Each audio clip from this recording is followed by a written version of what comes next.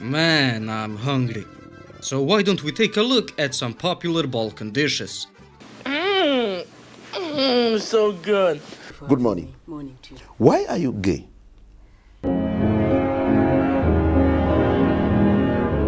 Now, Balkan is a place of a chaotic lifestyle, where you should never predict the outcome of the following day, well, because it is way too unpredictable. At one point you could get that extreme 3 AM random burst of motivation, and just an hour later you end up in the closest kafana or a pub, drinking your ass to sleep, and it's only Tuesday. Now, just like music, it depends on where you are. Different country, different dish or a taste. I think this should be pretty obvious. Myself, I can't really speak for every single country, because I haven't visited all of them, and I think for that reason only, I should really only mention the ones I have already tried, and can give an honest opinion about them. Now, I can name at least 100 dishes from here, but be honest guys, you wouldn't watch that long of a video. You don't even watch these videos I put out now, man, so what's the point? And the first dish for today, just to get warmed up a bit, are uštipci. I don't know how to translate it, man. They are like smaller, thicker pancakes and can be either sweet or savory. I don't know what they are called in Albania, Greece, Romania or other countries, but I am pretty sure you have something similar, just going by different name. We usually eat this in the morning for breakfast. Now, don't get me wrong, not every morning of course, but quite often indeed.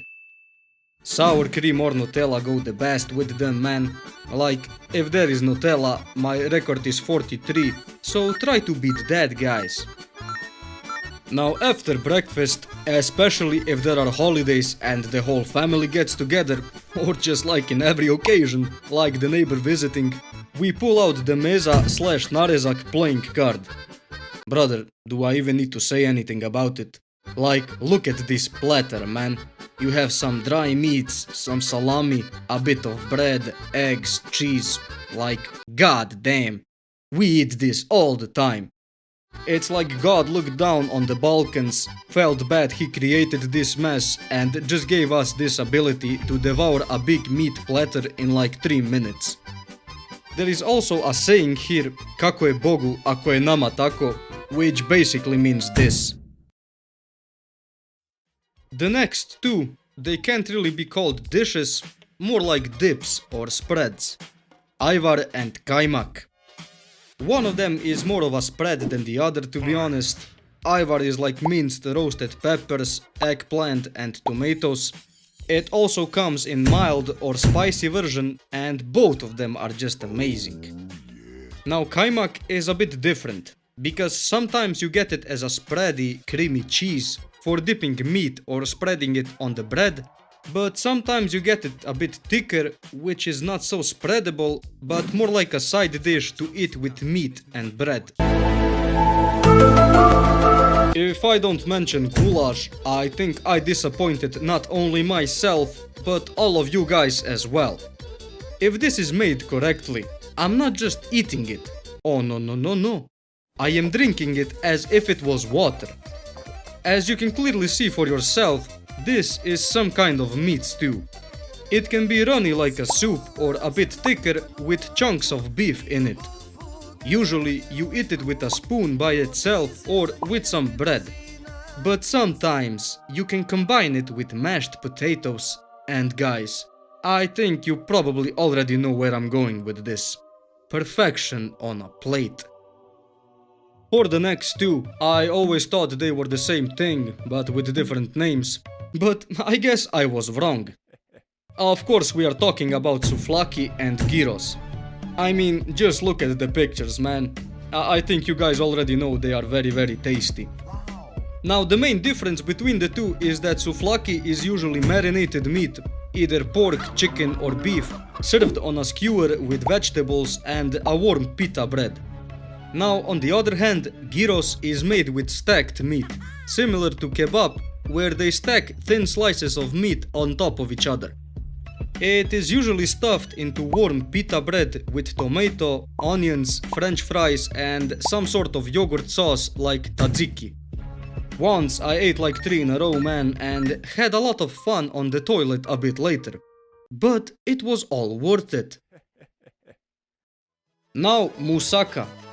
If you are really hungry, you can probably eat the whole tepsia at once. There are many different ways of preparing this amazing dish.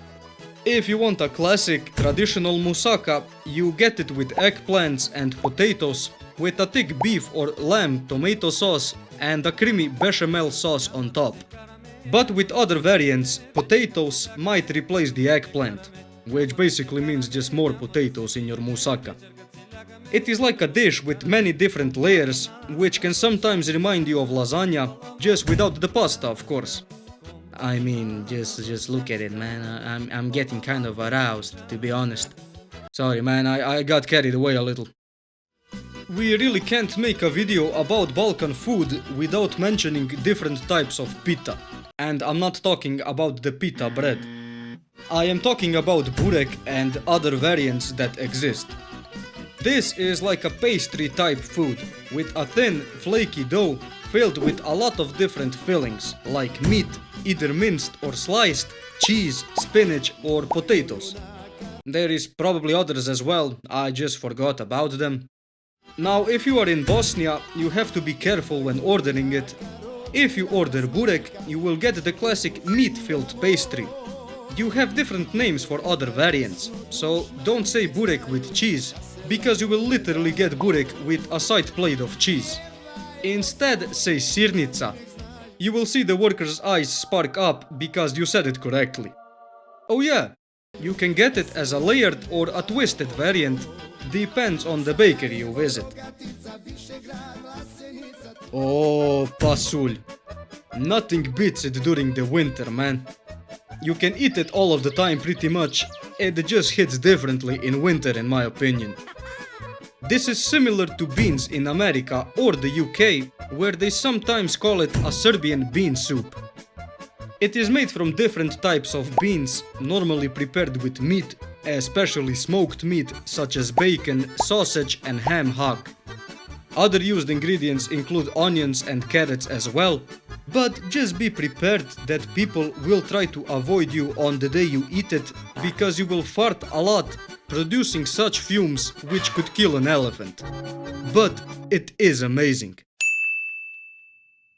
And now, for the penultimate Balkan dish for today, we can't forget to mention sarma. I would probably get death threats if I didn't mention it. This is basically cabbage rolls, to put it as simple as possible. It is made from different types of vegetable leaves, but most typically it is made from either pickled or fresh cabbage leaves with minced meat and some type of grains such as rice.